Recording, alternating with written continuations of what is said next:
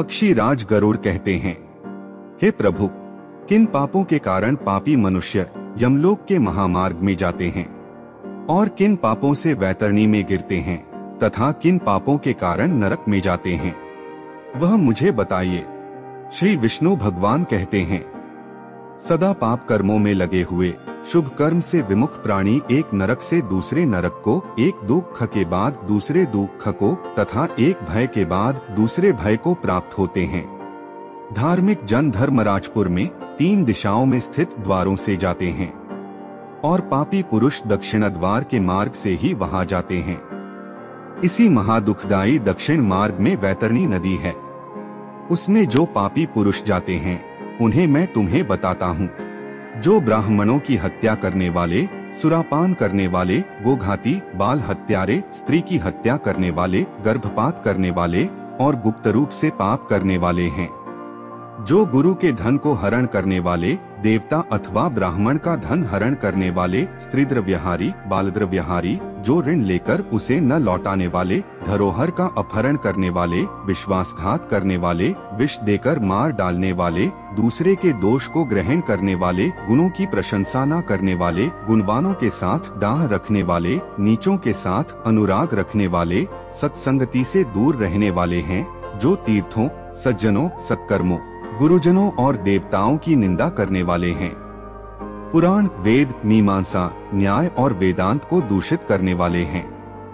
दुखी व्यक्ति को देखकर प्रसन्न होने वाले, प्रसन्न को दुख देने वाले, दुर्वचन बोलने वाले तथा सदा दूषित चित्तवृत्ति वाले हैं।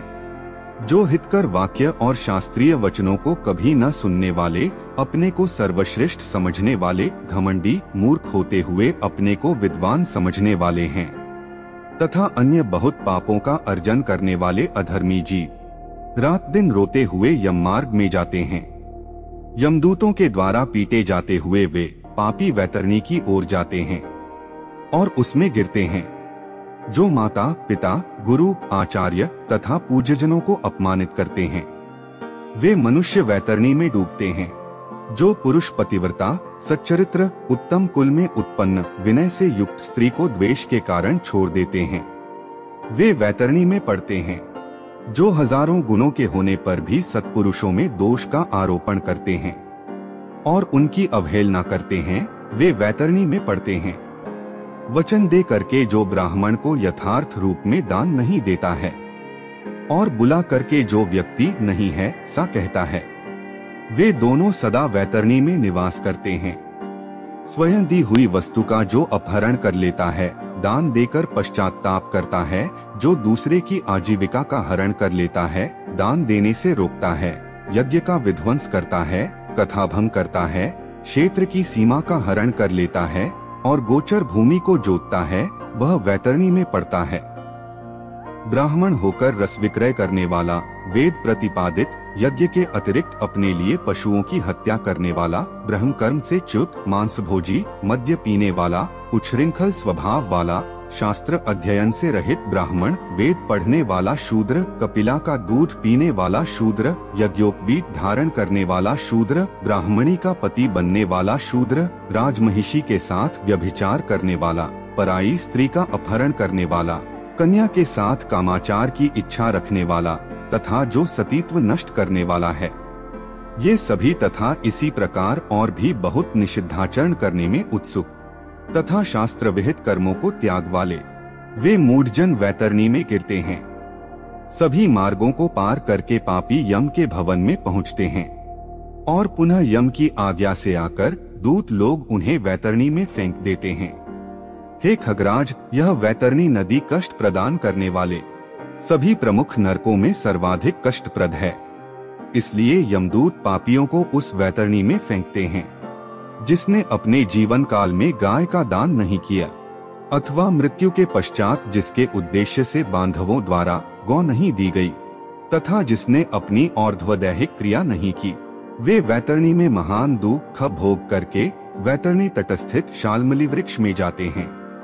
जो झूठी गवाही देने वाले, धर्म पालन का ढोंग करने वाले, छल से धन का अर्जन करने वाले, चोरी द्वारा आजीविका चलाने वाले, अत्यधिक वृक्षों को काटने वाले, वन और वाटिका को नष्ट करने वाले, व्रत तथा तीर्थ का परित्याग करने वाले, विधवा के शील को नष्ट करने वाले हैं। जो स्त्री अपने पति को दोष लगाकर परपुरुष में आसक्त होने वाली है।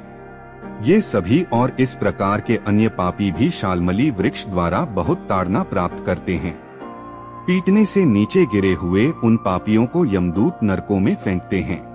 उन नरकों में जो पापी गिरते हैं, उनके विषय में मैं तुम्हें बतलाता हूँ। वेद की निंदा करने वाले, नास्तिक, मर्यादा का उल्लंघन करने वाले, कंजूस, विषयों में डूबे रहने वाले, दंभी तथा कृतघ्न मनुष्य निश्चय ही नरकों में गिरते हैं। जो कुना, तालाब, बावली, देवालय तथा सार्वजनिक स्थान, धर्मशाला आदि को नष्ट करते हैं, वे निश्चय ही नरक में जाते हैं। जो अपने शरीर के मल को आग, जल, उपवन, मार्ग अथवा गौशाला में फेंकते हैं, वे निश्चित ही नरक में जाते हैं। जो हथियार बनाने वाले, बाण और धनुष का निर्माण करने वाले तथा इनका विक्रय करने वाले हैं, वे नरकगामी होते हैं। चमड़ा बेचने वाले वैश्य, योनि का विक्रय करने वाली स्त्रियां तथा विष का विक्रय करने वाले, ये सभी नरक में जाते हैं।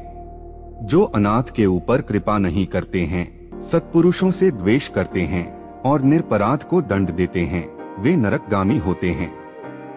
जो सभी प्राणियों में विश्वास नहीं करते और उन पर दया नहीं करते तथा जो सभी प्राणियों के प्रति कुटिलता का व्यवहार करते हैं, वे निश्चय ही नरकगामी होते हैं।